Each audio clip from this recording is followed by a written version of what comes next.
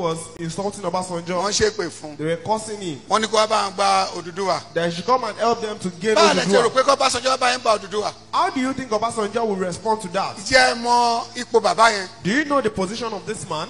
tẹ bá jẹ́ Odùduwà. If you are Oduduwa now, níbo lòun ti ṣe president? where was the president then? Nàìjíríà. They will say níbo ló Nigeria. ṣe head of state? Where was the head of state? Nàìjíríà. Nigeria. ta ló parí ìjà Ojukwu àti Nàìjíríà? Who settled the rift between Biafra and Nigeria? ta ló fẹ́ ní rẹ́kọ̀dù fẹ́ kí rẹ́kọ̀dù ń So bàjẹ́? who will have that kind of record and just throw it to the wind? ṣùgbọ́n But- ó lè máa ń wọ Ọbásanjọ́ nínú kí Yorùbá pín. But he might really want it deep down for us to go our ṣùgbọ́n tó separate bá ń ways. wo rẹ́kọ̀dù But ẹ̀ if he's looking at his record, kò lè bá yín lọ́wọ́ sí he i. would not be a part in So, that. kí lẹ̀ ń bu fún? So why are you now insulting him? ẹ máa bá sọ̀rọ̀ ìtùnú. You will talk to him in a solemn ẹ manner. jẹ́ kí bàbá yẹn mọ̀ wípé tóun bá dàgbà tó bá lọ wàhálà wà. Let him know that when he dies, eventually that there will be problems. ń tẹ́ máa ṣe nìyẹn. That's what you are going to do.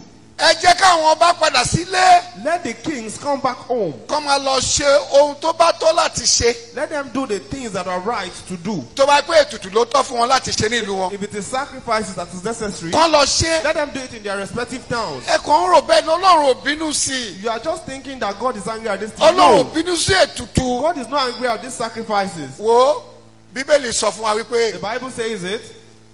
Pọ́ọ̀lù Paul òun ló sọ pé kí nǹkan àtijọ́ kó parẹ́. was the one that said all things have passed away. à ń rọ ẹbọ ni o. Whether sacrifices, Jésù ti fara ẹ̀ rúbọ fún wa. Jesus has used himself to Paul sacrifice. ló sọ. Paul said it.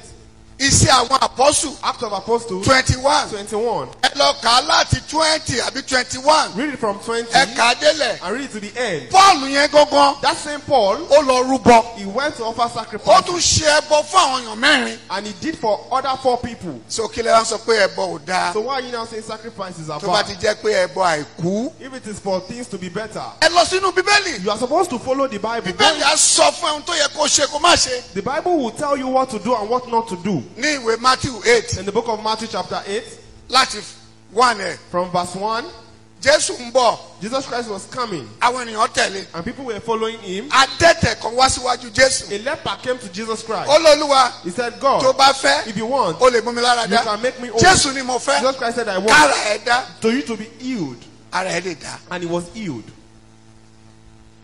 ẹ wá mú tí Jésù sọ fún. Do you hear what Jesus said? ó ní máa bá tiẹ̀ lọ. He said, go your way. má sọ fún ẹnikẹ́ni Tell o. no one. ó ní ẹ̀bùn tí Mósè pa tọ́lọ́run pa láṣẹ fún Mósè. He said, what God has commanded Moses to do láti fún ènìyàn nígbà tí ara ẹ̀tẹ̀ bá yá. for the lepers to give whenever they are made whole.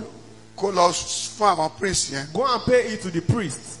Jésù ló sọ bẹ́ẹ̀. That's what Jesus Christ said. ẹ̀bùn The gift tí a pa láṣẹ that has been tí ara commanded, àwọn adẹ́tẹ̀ bá ti yá. that whenever lepers are made whole, tí Mósè pa láṣẹ that Moses gave that commandment. lọ fún wọn. Go and pay what Moses ìjẹ́ asked gbogbo you yín to mọ pay. ẹ̀bùn yẹn. Do you know that gift? Jésù ló pa láṣẹ o. Jesus was the one that told that man. àbí májẹ̀mú láíláí ni Jésù wà ní. Or is Jesus in the Old Testament? Jésù ló pa láṣẹ. Jesus said it. kí lẹ̀bùn yẹn. What is that? lọ ka Bíbélì yẹn. Go and read your Bible. ẹ̀bùn yẹn wà ní Léfítíkù Leviticus 14. chapter ẹ 14. kà láti 1. Read it from verse 1. ẹ rí ẹ̀bùn náà. You will see that Jésù offering. ló sọ. So Jesus Christ that kì said í it. ṣe ẹnikẹ́ni ló sọ. It was nobody else than Jesus. kí lẹ wá ń sọ. So what are we talking about? ètùtù náà They are ni still a form of